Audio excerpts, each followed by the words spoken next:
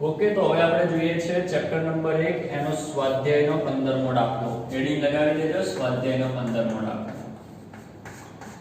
રકમમાં એવું કીધું છે કે એક સમાન વિદ્યુત ક્ષેત્ર E બરાબર 3 ગુણ્યા 10 ની 3 ઘાત ન્યૂટન પર કુલમ્બનો વિચાર કરો.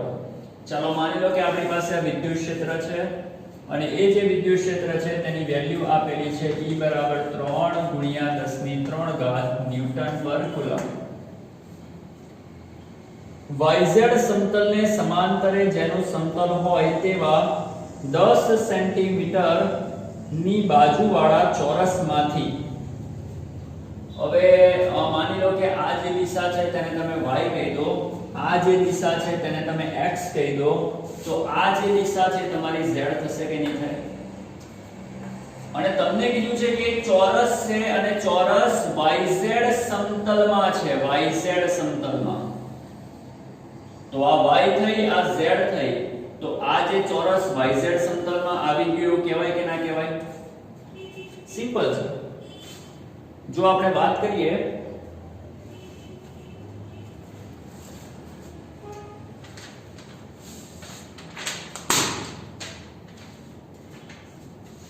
આ જે દિશા છે તેને આ ઊભી દિશા y, આ જે દિશા છે તમારા તરફની દિશા એ દિશા z, તો આ જે સમતલ છે તે YZ દિશામાં કહેવાય અને આ જે દિશા છે તે x દિશા થઈ કે ના થઈ? અને વિદ્યુત ક્ષેત્ર કઈ દિશામાં લીધું છે? આપણે x દિશામાં લીધું છે. અને તમારું આ જે પેજ જે દેખાય છે, મારા હાથમાં જે પેજ છે એ પેજ કઈ દિશામાં છે? મતલબ કે y અને z સમતલની વચ્ચે આવેલું છે. ઓકે, તો એ જ વસ્તુને આપણે આકૃતિમાં બતાવેલી છે. આપણી પાસે y અને z, જે y અને z સમતલમાં આપણું એક ચોરસ આવેલું છે. ચોરસ એવું છે કે જેની બાજુની લંબાઈ 10 સેન્ટીમીટર છે, એની જે બાજુઓ છે તેની લંબાઈ 10 સેન્ટીમીટર છે. તો L બરાબર લખાશે 10 સેન્ટીમીટર. 10 સેન્ટીમીટર નો મતલબ શું થાય? 0.1 મીટર થાય કે ના થાય? જો આ ચોરસ એની બાજુની લંબાઈ ખબર હોય તો તેના પરથી તેનું ક્ષેત્રફળ મળે કે ના મળે? ક્ષેત્રફળ બરાબર લંબાઈનો વર્ગ, જે થશે 0.1 આખાનો વર્ગ થાય કે ના થાય? અને 0.1 આખાનો વર્ગ જેને આપણે લખી શકીએ 10 ની -2 ઘાત મીટર.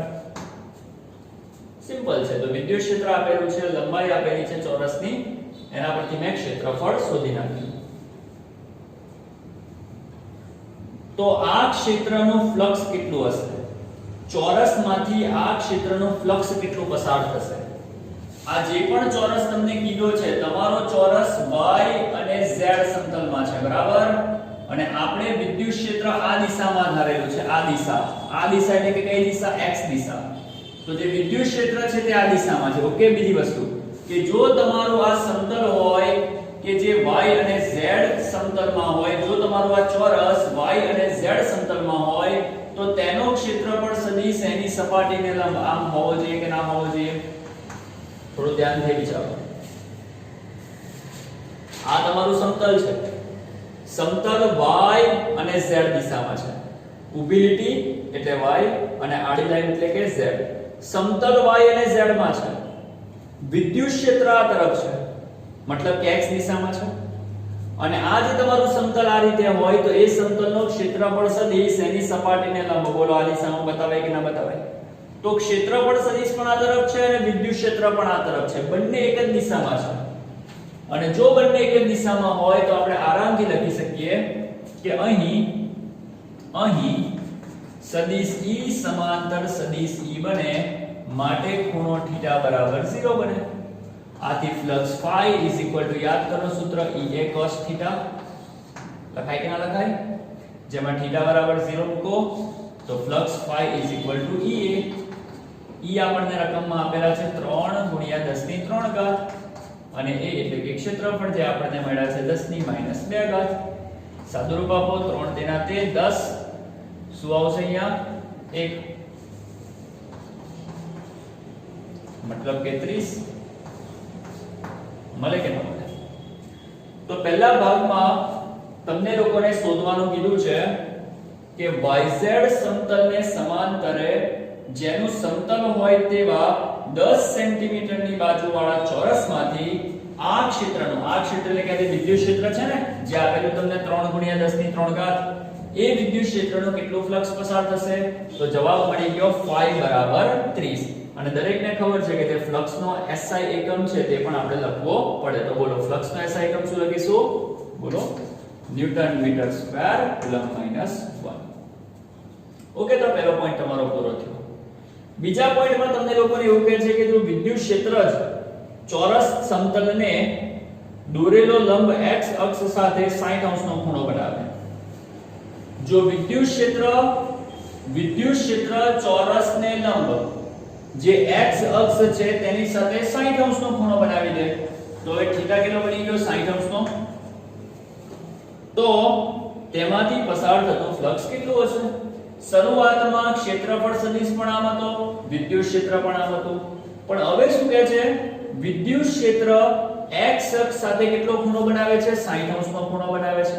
કોમન છે કે શરૂઆતમાં E અને A બંને x દિશામાં હતા. E પણ x દિશામાં હતું, A પણ x દિશામાં હતું. હવે બીજા કિસ્સામાં A તો as it is રહેશે, ચોરસ તો as it is રહેશે, પણ વિદ્યુત ક્ષેત્ર કેટલો ખૂણો બનાવે છે? 60 અંશનો ખૂણો બનાવે છે. જો વિદ્યુત ક્ષેત્ર 60 અંશનો ખૂણો બનાવે કોની સાથે? x અક્ષ સાથે. જો વિદ્યુત ક્ષેત્ર x અક્ષ સાથે 60 અંશનો ખૂણો બનાવે તો વિદ્યુત ક્ષેત્ર A ની સાથે પણ 60 અંશનો જ ખૂણો બનાવે ને? કેમ? કારણ કે જે ક્ષેત્રફળ સદિશ છે તે તો x દિશામાં છે. વિદ્યુત ક્ષેત્ર x સાથે 60 અંશનો ખૂણો બનાવે તો તે ઇનડાયરેક્ટલી A સાથે પણ કેટલો ખૂણો બનાવશે? 60 નો ખૂણો બનાવશે કે નહીં બનાવે?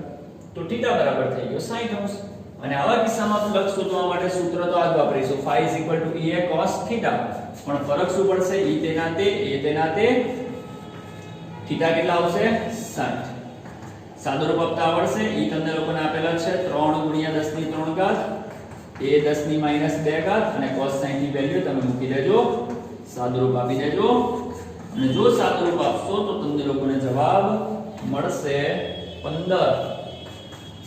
અને એકમ કયો ભૂલવાનો નહીં, newton metre square coulomb minus 2. Okay, તો સાદુરૂપ છે તમે જાતે આપી દેજો. તો આ તો સ્વાધ્યાયનો 15મો દાખલો. એના પછી સ્વાધ્યાયના 16મા દાખલામાં એવું કહે છે કે 20 સેન્ટીમીટરની બાજુવાળા એક ઘનની વાત કરેલી છે. 20 સેન્ટીમીટરની બાજુવાળો એક ઘન, આ રીતનો વિચારો. આ તમારો ઘન છે, એવો ઘન કે જેની બાજુ 20 સેન્ટીમીટરની છે. અને તમને એવું કહે છે કે 20 સેન્ટીમીટરની બાજુવાળા એક ઘન કે જેની બાજુઓ યામ સમતલોને સમાંતર રાખેલ હોય તેમાંથી સ્વાધ્યાય 1.15 માં દર્શાવેલ વિદ્યુત ક્ષેત્રનું ફ્લક્સ કેટલું હશે? સ્વાધ્યાય 1.15 એટલે કે આમાં દર્શાવેલું વિદ્યુત ક્ષેત્ર એટલે કે અને આ જ વિદ્યુત ક્ષેત્ર માટે તમારે શું શોધવાનું છે? ફ્લક્સ. તો આ દાખલો છે સ્વાધ્યાયનો 1.16 નો. સ્વાધ્યાયના 1.16 ના દાખલામાં આપણને કહે છે કે જો આ રીતે આપણી પાસે કોઈ સમઘન હોય તો આ રીતે આપણી પાસે સમઘન હોય અને જો એમાંથી પસાર થતું વિદ્યુત ક્ષેત્ર સ્વાધ્યાય 1.15 ના વિદ્યુત ક્ષેત્ર જેટલું જ હોય તો તેની સાથે સંકળાયેલું ફ્લક્સ કેટલું? તો અહીંયા જવાબ આવશે 0. કેમ? કારણ કે અહીં જે ફ્લક્સ અહીંયાથી પસાર થશે એ જ ફ્લક્સ અહીંયાથી બહાર નીકળી જશે. જો તમે કોઈ એક બાજુથી વિદ્યુત ક્ષેત્રને પસાર કરશો, મતલબ કે કોઈ એક બાજુથી વિદ્યુત ક્ષેત્ર સમઘનમાં દાખલ કરશો તો એ જ વિદ્યુત ક્ષેત્રની ક્ષેત્ર રેખાઓ બીજી બાજુથી બહાર નીકળી જશે. ટૂંકમાં સમઘનની તમે વાત કરો તો સમઘનમાં જેટલી ક્ષેત્ર રેખાઓ અહીંયાથી પ્રવેશશે એટલી ક્ષેત્ર રેખા બીજી બાજુથી બહાર નીકળી જશે. અને આવા કિસ્સામાં તમારું જે સમઘન છે તેની અંદરના વિસ્તારમાં કોઈ પણ ફ્લક્સ બચવાનું નથી, કોઈ પણ વિદ્યુત ક્ષેત્ર રેખા બચવાની નથી. આવા કિસ્સામાં જે ફ્લક્સ છે તે કેવું મળવાનું છે? શૂન્ય. તો ફરીથી જ્યારે તમે કોઈ આવા સમઘનની વાત કરો અને એ સમઘનની અંદર તમને એવું કહે કે તેમાંથી વિદ્યુત ક્ષેત્ર રેખાઓ પસાર થાય છે તેની સાથે સંકળાયેલું ફ્લક્સ કેટલું? તો આંખો વીંચીને શૂન્ય કહેવાનું. કેમ? કારણ કે સમઘન એમાં જ્યારે વિદ્યુત ક્ષેત્ર રેખા તમે નાખો છો તો જેટલી વિદ્યુત ક્ષેત્ર રેખા સમઘનમાં પસાર થાય છે એટલી જ બીજી બાજુથી બહાર નીકળી જશે. તો સમઘનના અંદરના વિસ્તારમાં કોઈ ક્ષેત્ર રેખા કેદ થતી નથી. આથી આવા સંજોગોમાં તેની સાથે સંકળાયેલું ફ્લક્સ શૂન્ય લેવાય. બીજી વસ્તુ કે તે સમઘન છે તે બંધ ગાળો કહેવાય કે ના કહેવાય? અને આપણે પહેલેથી કહેતા જ હોઈએ છીએ, આપણે આગળ પણ કીધેલું છે કે કોઈ પણ બંધ ગાળા સાથે સંકળાયેલું ફ્લક્સ જનરલી શૂન્ય કેમ હોય? કારણ કે કોઈ પણ બંધ ગાળો, માની લો કે એક બંધ ગાળો છે, ગોળાકાર બંધ ગાળો. ગોળાકાર બંધ ગાળામાં જેટલી પણ ક્ષેત્ર રેખા દાખલ થશે બધી બહાર નીકળી જશે. તો તેની અંદર સંગ્રહ શેનો થયો? કોઈનો સંગ્રહ થયો જ નહીં. તો આવા સંજોગોમાં તેની સાથે સંકળાયેલું ફ્લક્સ શૂન્ય લેવાય. હા, પણ જો તમારો આ બંધ ગાળો હોય, એ બંધ ગાળાના અંદરના વિસ્તારમાં વિદ્યુતભાર મૂકેલો હોય અને એ વિદ્યુતભાર વિદ્યુત ક્ષેત્ર ઉત્પન્ન કરતો હોય, તો આવા સંજોગોમાં તેની સાથે સંકળાયેલું ફ્લક્સ કદી પણ શૂન્ય હોતું નથી. ફરીથી નોટ કરી લેજો. જો બંધ ગાળો હોય, બંધ ગાળાની અંદર વિદ્યુત ભાર હોય, તો એવા સંજોગોમાં તેની સાથે ફ્લક્સ સંકળાયેલું હશે. પણ બંધ ગાળો હોય, એની અંદર કોઈ વિદ્યુતભાર ના હોય અને બહારથી વિદ્યુત ક્ષેત્ર તેમાં પસાર થઈને બહાર નીકળતું હોય, તો તેવા સંજોગોમાં તેની સાથે સંકળાયેલું ફ્લક્સ શૂન્ય. યાદ રહેશે કે નહીં? તો જે પણ શબ્દ મેં બોલ્યો એને તમે નોટ કરી લેજો. જે પણ કે લખવું હોય વિડિયોને પોઝ કરતા રહેજો, રિવાઇન્ડ કરતા રહેજો, નોટ કરતા રહેજો. ટૂંકમાં આ દાખલામાં અહીંયા જવાબ શું આવશે? શૂન્ય. આની સાથે સંકળાયેલું ફ્લક્સ ફાઈ કેવું? શૂન્ય. ચેક કરો. સ્વાધ્યાયનો 17મો દાખલો. ચલો દરેક જણ એનસીઈઆરટી સ્વાધ્યાયના 17મા દાખલાની રકમ જોવે. પહેલું ચેપ્ટર. ઓકે. એક બ્લેક બોક્સની સપાટી આગળના વિદ્યુત ક્ષેત્રની કાળજીપૂર્વકની માપણી દર્શાવે છે. માની લો કે આપણી સામે એક બ્લેક બોક્સ છે. આ એક બોક્સ છે માની લો. અને તમે એની જે સપાટી છે કોઈ એક, એ સપાટીની ચકાસણી કરો છો. અને ચકાસણી કરતા માલુમ પડે છે કે બોક્સની સપાટીમાંથી બહાર તરફનું કુલ ફ્લક્સ 8 × 10⁻³ છે. માની લો કે આ જે સપાટી છે તેમાંથી બહાર આવતું કુલ ફ્લક્સ તમને લોકોને મળેલું છે 8 × 10⁻³ એકમ ન્યૂટન મીટર સ્ક્વેર પ્રતિ કુલમ સ્ક્વેર. ઓકે. તો નંબર 1, બોક્સની અંદરનો કુલ વિદ્યુતભાર કેટલો હશે? બોક્સની અંદરનો જે કુલ વિદ્યુતભાર Q એ તમારે શોધવો છે. શું કરીશું? સિમ્પલ સૂત્ર આપણે દરેક જણ જાણીએ છીએ, phi = Q/ε0. એના પરથી તમે Q ને કરતા બનાવી દો, phi × ε0. phi ની વેલ્યુ કેટલી છે? તો કે 8 × 10⁻³ અને ε0 બોલો, ε0 ની વેલ્યુ કેટલી રહી છે? 8.85 × 10⁻12 છે કે નહીં? આનો સાદુરૂપ આપશો તો તમને લોકોને Q મળી જશે. અને જો તમે આનું સાદુરૂપ આપશો તો તમને લોકોને Q મળશે. દરેક જણ સાદુરૂપ જાતે આપે, બરાબર? કેલ્સીની મદદથી. અહીંયા ટાઈમ બચાવવા માટે હું ફટાફટ જવાબ લખું છું. તો જો આનું સાદુરૂપ આપશો તો તમને લોકોને આન્સર મળશે 70.8 × 10⁻⁹ કુલમ. આટલા કુલમ આન્સર મળશે, જેને તમે 70.8 નેનો કુલમ્બ પણ કહી શકો છો. છે કે નહીં?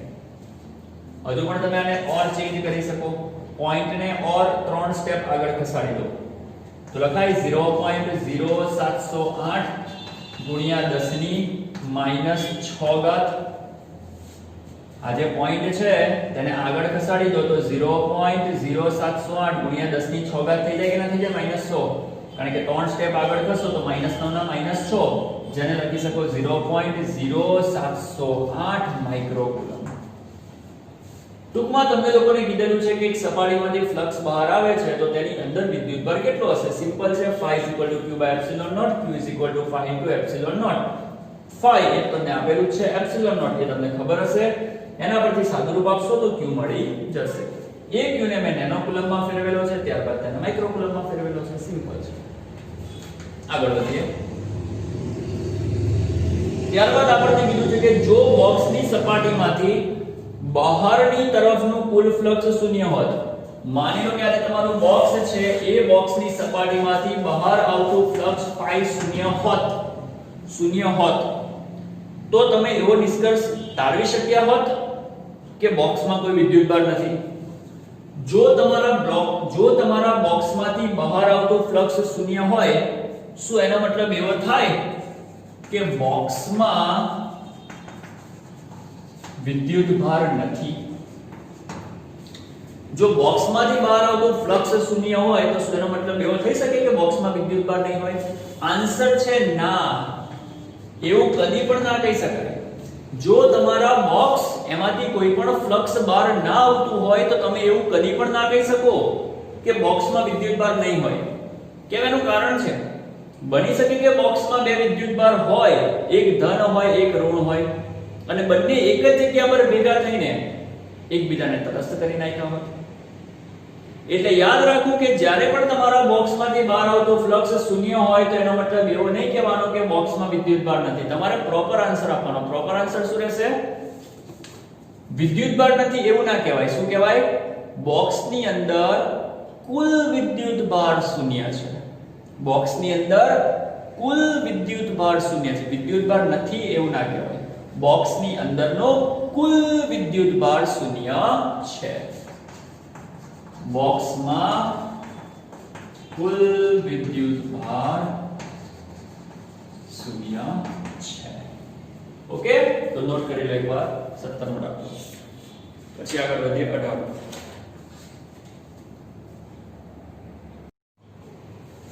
ઓકે, સ્વાધ્યાયનો 18મો દાખલો.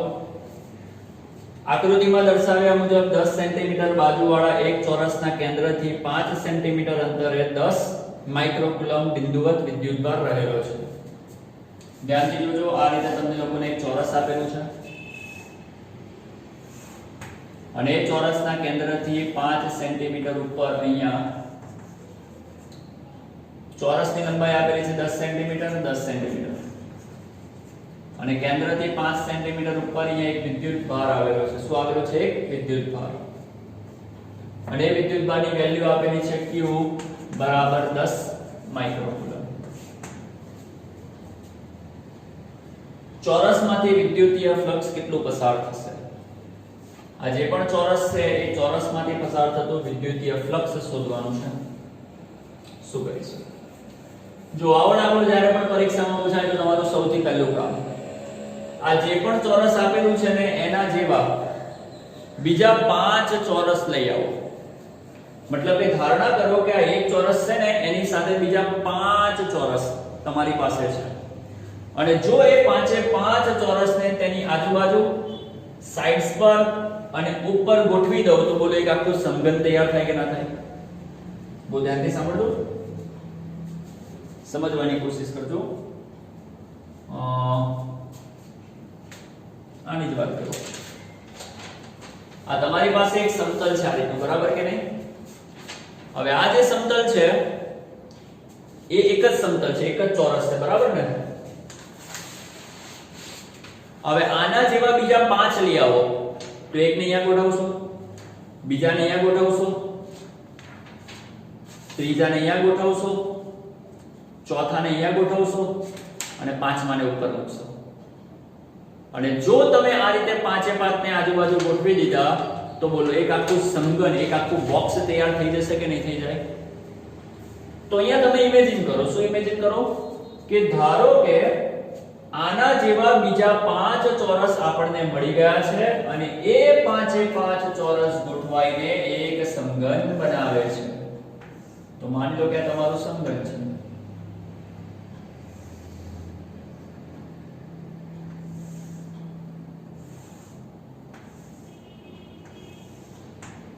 માની લો કે આ તમારું સમઘન છે. ઓકે, અને આ સમઘન જો બની જાય તો હવે તમારો જે વિદ્યુતભાર છે સમઘનના કેન્દ્રમાં આવે કે ના આવે? કેમ? કારણ કે 10 સેન્ટીમીટર 10 સેન્ટીમીટર અને કેન્દ્રથી તેનું અંતર છે 5 સેન્ટીમીટર. આનાથી તેનું અંતર 5 થશે તો આનાથી પણ અંતર 5 જ થશે, આનાથી પણ અંતર 5 જ થશે, આનાથી પણ અંતર 5 જ થશે. દરેકથી અંતર 5 5 5 5 થશે. અને દરેકથી અંતર 5 5 થશે તો આ જે વિદ્યુતભાર છે એ સમઘનના કેન્દ્ર પર ગણાય. વિદ્યુતભાર કલ્પેલા સમઘનના કેન્દ્ર પર ગણાય. કલ્પેલા શબ્દ એટલા માટે વાપર્યો કારણ કે આપણી કલ્પના છે, સમઘન વાસ્તવિક નથી. આપણી પાસે તો ખાલી ચોરસ જ હતું, બાકીની 5 બાજુ તો આપણે ધારેલી છે. ઓકે ને? બાકીની 5 બાજુ તો આપણે ધારેલી છે. તો વિદ્યુતભાર કલ્પેલા સમઘનના કેન્દ્ર પર ગણી શકાય. હવે જે સમઘન છે, સમઘન એ તો બંધ જ કહેવાય, એક બંધ જ રચના થઈ ગઈ. અને આપણે જાણીએ છીએ કે ગૌસનો નિયમ આપણને કહે છે કે કોઈ પણ બંધ ગાળો એની અંદર વિદ્યુતભાર હોય, કોઈ પણ બંધ ગાળો એની અંદર વિદ્યુતભાર હોય તો તેની સાથે સંકળાયેલો ફ્લક્સ phi q/ε0 થાય કે ના થાય? q/ε0, જ્યાં q એટલે કે બંધ ગાળાની અંદરનો વિદ્યુતભાર અને ε0 એ તો તમને ખબર જ છે. તો અહીંયા phi q/ε0 આવે. કોની માટે? સમઘન માટે. હવે તમારી પાસે એક ચોરસ હતું, તમે બીજા 5 ચોરસ ઇમેજિન કર્યા, ધારણા કરી, તો તમારી પાસે ટોટલ કેટલા ચોરસ થયા? 6 થયા કે ના થયા? એક તમારું અને બાકીના 5, ટોટલ 6 થયા કે ના થયા? 6 ચોરસ ભેગા થઈ ગયા તો સમઘન બની ગયું. આ જે ફ્લક્સ છે તે કોનું છે? સમઘનનું ફ્લક્સ છે. આ જે ફ્લક્સ છે તે કોનું છે? સમઘનનું ફ્લક્સ છે. સમઘન એટલે કેટલા ચોરસ? 6 ચોરસ. મતલબ કે આ જે ફ્લક્સ છે એ 6 ચોરસનું ફ્લક્સ થયું. 6 ચોરસ નું ફ્લક્સ q/ε0. તો તમારી પાસે તો એક જ ચોરસ હતો ને, તમારી પાસે તો તમારો પોતાનો એક જ ચોરસ છે ને. સમઘન એટલે કે 6 ચોરસ. 6 ચોરસનું ફ્લક્સ q/ε0 માટે એક ચોરસનું ફ્લક્સ કેટલું? સાદુરૂપ આપો 1 * q/ε0, q/ε0 છેદમાં 6 લઈ જાઓ. જવાબ મળી ગયો, ફ્લક્સ આટલું હશે. તો તમને કીધેલું કે તમારા ચોરસ સાથે કેટલું ફ્લક્સ સંકળાયેલું? જવાબ મળી ગયો, તમારા ચોરસ સાથે સંકળાયેલું ફ્લક્સ phi q/6ε0. સમઘનનું ફ્લક્સ શોધી નાખ્યું q/ε0. સમઘન એટલે કે 6 ચોરસ. 6 ચોરસનું ફ્લક્સ q/ε0. તો એક ચોરસ આપણું જે છે એક ચોરસ એનું કેટલું? q/6ε0. રકમમાં તમને લોકોને q આપેલો છે. q કેટલો આપેલો છે? 10 માઇક્રોકુલમ. માઇક્રો એટલે કે 10 ની -6 કુલમ. 6 as it is તેના ε0 8.85 ગુણ્યા 10 ની -12. અને જો તમે એનું સાદું રૂપ આપશો તો તમને લોકોને આન્સર એનો પ્રાપ્ત થશે 1.88 ગુણ્યા 10 ની 5 ઘાત. 1.88 ગુણ્યા 10 ની 5 ઘાત. એકમ કયો? ન્યૂટન મીટર સ્ક્વેર પ્રતિ કુલમ સ્ક્વેર.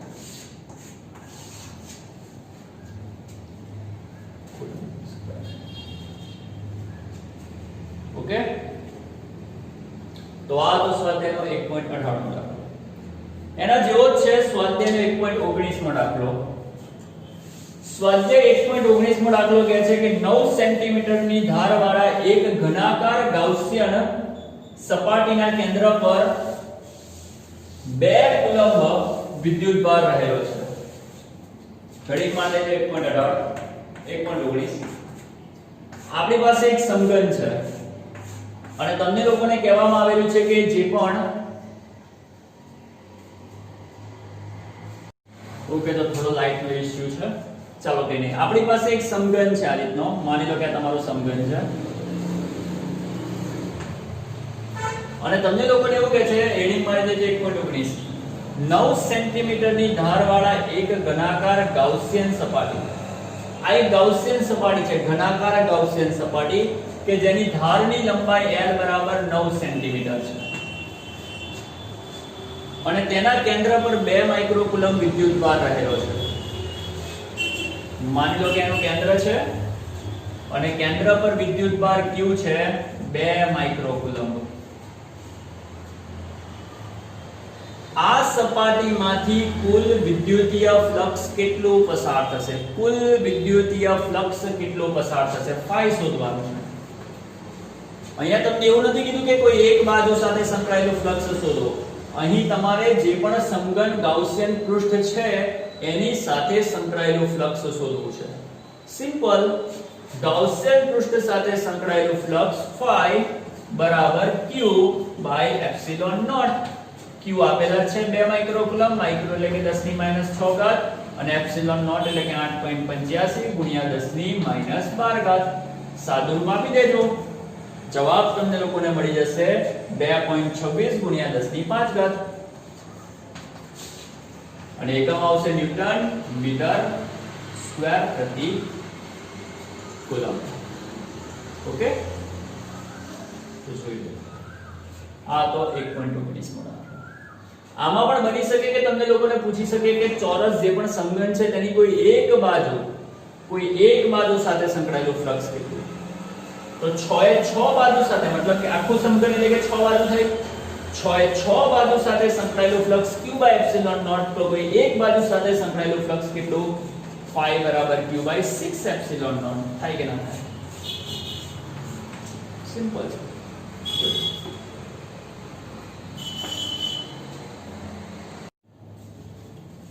સ્વાધ્યાયનો 21મો દાખલો લેવા આપણે. ચલો સ્વાધ્યાયનો 21મો દાખલો. 10 સેન્ટીમીટર ત્રિજ્યાના એક વાહક ગોળા પર અજ્ઞાત વિદ્યુતભાર છે. ચાલો માની લો કે આ 10 સેન્ટીમીટર ત્રિજ્યાનો એક અજ્ઞાત ગોળો છે. એક ગોળો છે. અહીંયા સાઈડ ઉપર કશે લખી નાખીએ r 10 સેન્ટીમીટર, જેને મીટરમાં કન્વર્ટ કરો તો 10 × 10⁻² મીટર. તેના પર અજ્ઞાત વિદ્યુતભાર છે. માની લો કે આની ઉપર અજ્ઞાત વિદ્યુતભાર q છે, એટલે કે q આપણને ખબર નથી, અજ્ઞાત છે. ગોળાના કેન્દ્રથી 20 સેન્ટીમીટર દૂરના બિંદુએ, ચાલો આ ગોળાનું કેન્દ્ર છે, ગોળાના કેન્દ્રથી 20 સેન્ટીમીટર, માની લો કે અહીંયાથી આટલું અંતર છે 20 સેન્ટીમીટર. ગોળાના કેન્દ્રથી 20 સેન્ટીમીટર અંતરના બિંદુએ વિદ્યુત ક્ષેત્ર -1.5 × 10⁻³ ન્યૂટન પર કુલમ્બ ત્રિજ્યાવર્તી દિશામાં અંદર તરફ છે. મતલબ કે ગોળાના કેન્દ્રથી 20 સેન્ટીમીટર અંતરે આ જે બિંદુ છે ને, એ બિંદુ પર વિદ્યુત ક્ષેત્ર E આપેલું છે 1.5 × 10⁻³ ન્યૂટન પર કુલમ્બ, અને પણ માઈનસ. માઈનસ નો મતલબ શું થાય? આ જગ્યા પર વિદ્યુત ક્ષેત્ર માઈનસ માં છે. માઈનસ નો મતલબ કે વિદ્યુત ક્ષેત્ર અંદર તરફ છે. સાથે સાથે લખેલું જ છે કે વિદ્યુત ક્ષેત્ર -1.5 × 10⁻³ ન્યૂટન પર કુલમ્બ, અને પણ ત્રિજ્યાવર્તી અને અંદર તરફની દિશામાં છે. હવે લોજિક દોડાવો કે કોનું વિદ્યુત ક્ષેત્ર ત્રિજ્યાવર્તી અને અંદર તરફ હોય? ઘન વિદ્યુતભારનું કે ઋણ વિદ્યુતભારનું? ઋણ વિદ્યુત.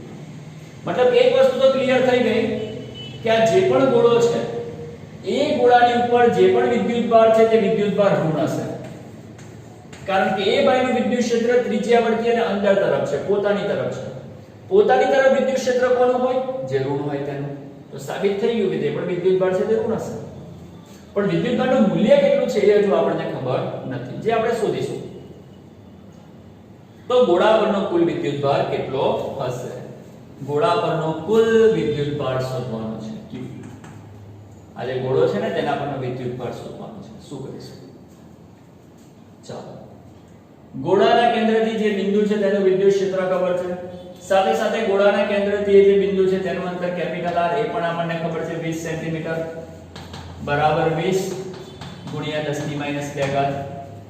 અને ગોળાના કેન્દ્રથી કોઈ પણ અંતરે, ગોળાના કેન્દ્રથી ગોળાની બહાર, ગોળાના કેન્દ્રથી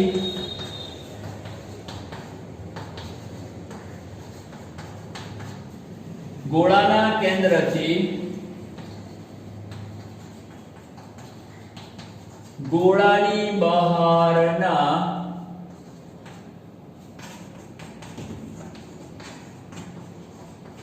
કોઈ પણ બિંદુ પર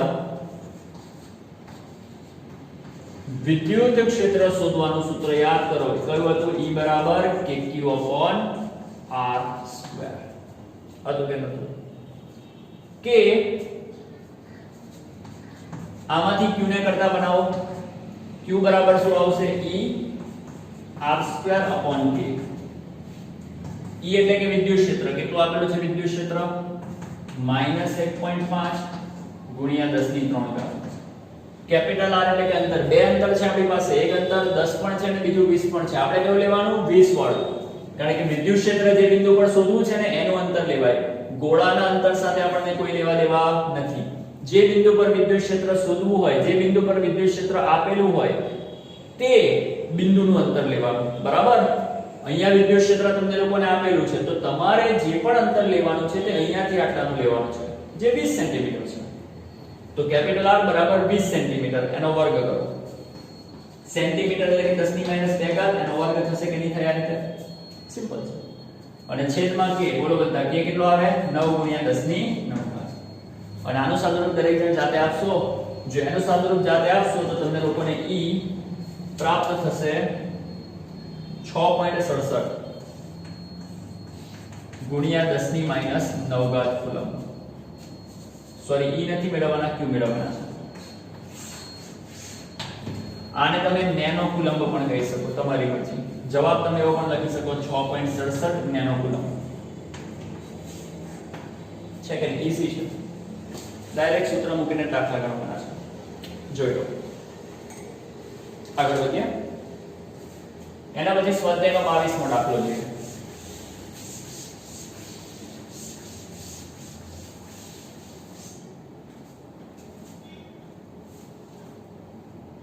2.4 મીટરનો વ્યાસ ધરાવતા એક સમાન વિદ્યુત ભારિત ગોળા પર વિદ્યુત ભારની પૃષ્ઠ ઘનતા 80 આપેલી છે ચલો સૌથી પહેલા તો અહીંયા વ્યાસ આપેલો છે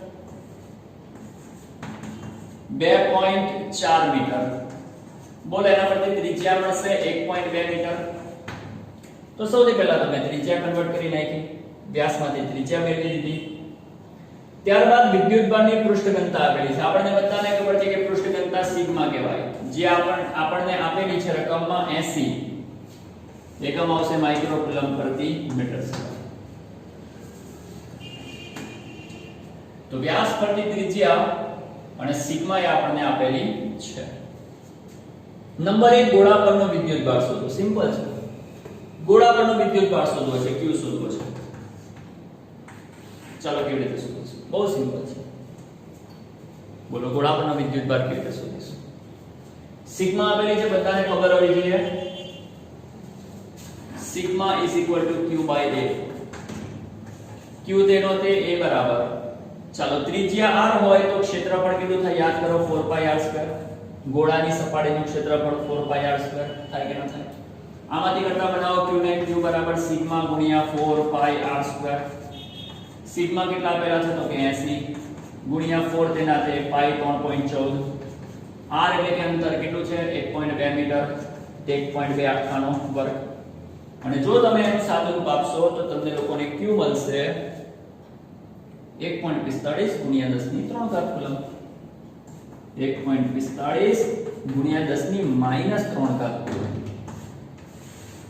છે ને સિમ્પલ એકદમ સિમ્પલ સાદુરૂપ આપવાનું છે sigma q by epsilon naught ચાલો એ જ રીતે બીજો પણ મુદ્દો કીધો છે કે ગોળાની સપાટીમાંથી બહાર જતું કુલ ફ્લક્સ કેટલું હશે ગોળાની સપાટીમાંથી બહાર તરફ જતું કુલ ફ્લક્સ કેટલું હશે સિમ્પલ છે ફ્લક્સ શોધવાનું સૂત્ર phi q by epsilon naught q એ તો આપણને મળ્યા છે 1.45 ગુણ્યા 10 ની માઈનસ 3 ઘાત છે ને અને એપ્સિલોન નોટ 8.85 ગુણ્યા 10 ની માઈનસ 12 આ બેનો ગુણોત્તર લેજો જો એ બેનો ગુણોત્તર લેશો તો છેલ્લો આન્સર મળશે 1.64 ગુણ્યા 10 ની 8 ઘાત 1.64 ગુણ્યા 10 ની 8 ઘાત અને ફ્લક્સ એનો એકમ ન્યૂટન મીટર સ્ક્વેર પ્રતિ કુલમ્બ છે કે નહીં નોટ કરી લો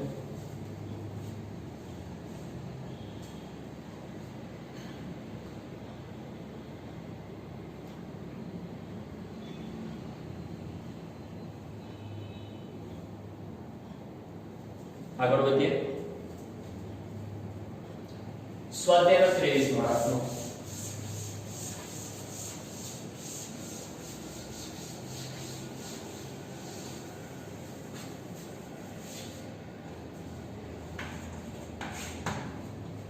ચાલો સ્વાધ્યાય 23 માં રાખો એક અનંત લંબાઈનો રેખીય તાર 2 સેન્ટીમીટર અંતર આપેલું છે ભાઈ r બરાબર 2 સેન્ટીમીટર જેને હું મીટરમાં કન્વર્ટ કરી નાખું 2 ગુણ્યા 10 ની માઈનસ 2 ઘાત મીટર અંતરે 9 ગુણ્યા 10 ની 4 ઘાત ન્યૂટન પર કુલમ્બ વિદ્યુત ક્ષેત્ર ઉત્પન્ન કરે છે 9 ગુણ્યા 10 ની 4 ઘાત ન્યૂટન પર કુલમ્બ વિદ્યુત ક્ષેત્ર ઉત્પન્ન કરે છે તો રેખીય વિદ્યુતભાર ઘનતા શોધો લેમ્બડા યાદ કરો રેખીય વિદ્યુતભાર ઘનતાને લેમ્બડા કહેવાય કે ના કહેવાય શોધવાની છે શું કરીશું? યાદ કરો આપણે ભણી ગયેલા અનંત લંબાઈના તારને કારણે ઉદ્ભવતું વિદ્યુત ક્ષેત્ર. આપણને બધાને ખબર છે, લખવાનું શું લખવાનું? અનંત લંબાઈ ના તારને લીધે ઉદ્ભવતું વિદ્યુત ક્ષેત્ર શોધવાનું સૂત્ર કયું હતું? E is equal to lambda upon 2 pi epsilon naught into r. હતું કે નતું? બોલો, આપણે આ સૂત્ર સાબિત કરેલું કે નતું કરેલું? અનંત લંબાઈના તારને કારણે કોઈ પણ બિંદુએ વિદ્યુત ક્ષેત્ર શોધવું હોય તો એની માટેનું સૂત્ર આપણે આ સાબિત કરેલું. અને આ સૂત્રમાં યાદ કરો, મેં તમને લોકોને કીધેલું કે ઉપર અને નીચે બે વડે ગુણતા. યાદ કરો, આ જે પણ સૂત્ર છે તેની અંદર મેં તમને કીધેલું કે ઉપર અને નીચે બે વડે ગુણો. સાદુરૂપ આપો. શું થતું હતું? ચલો લખાશે ઉપર 2 લેમ્બડા, નીચે 2 ગુણ્યા 2 4 પાઈ એપ્સિલોન નોટ r. લખાય કે ના લખાય? E બરાબર ઉપર 2 લેમ્બડા એઝ ઇટ ઇઝ તેનાથી રાખો, અથવા તો 1/4 pi epsilon naught 1/4 pi epsilon naught k કહેવાય કે ના કહેવાય? તો ઉપર 2 લેમ્બડા k અપોન નીચે r. ઉપર 2 લેમ્બડા તેનાથી અને 1/4 પાઈ એપ્સિલોન નોટ એને કહી દીધા k, નીચે r તેનાથી. તો E બરાબર 2 લેમ્બડા k અપોન r. આ પણ સૂત્ર આપણે ગઈ વખતે બનાવેલું છે. જ્યારે થિયરી સાબિત કરી તેમાં આ સૂત્ર પણ મેં તમને લોકોને સાબિત કરીને આપેલું છે. હવે આ સૂત્રમાંથી એક કામ કરો, લેમ્બડાને કરતા બનાવો. તો લેમ્બડા બરાબર લખાશે er છેદમાં 2k. થાય કે ના થાય? સિમ્પલ છે. E એટલે કે વિદ્યુત ક્ષેત્ર જે આપેલું છે 9 ગુણ્યા 10 ની 4 ઘાત. r એટલે કે અંતર જે આપણને આપેલું છે સેન્ટીમીટર માંથી મીટરમાં કન્વર્ટ કરેલું છે 2 ગુણ્યા 10 ની -2 ઘાત. નીચે 2 તેના તે k કેટલા લઈએ છે? 9 ગુણ્યા 10 ની 9 ઘાત. અને જો તમે લોકો આનું સાદુરૂપ આપશો તો તમને લોકોને છેલ્લો આન્સર મળશે 0.1 ગુણ્યા 10 ની -6 ઘાત. 0.1 ગુણ્યા 10 ની -6 ઘાત. અને એકમ એનો આવશે, યાદ કરો, કુલમ મીટર -1. આને તમે શોર્ટમાં લખી શકો 0.1 માઇક્રો.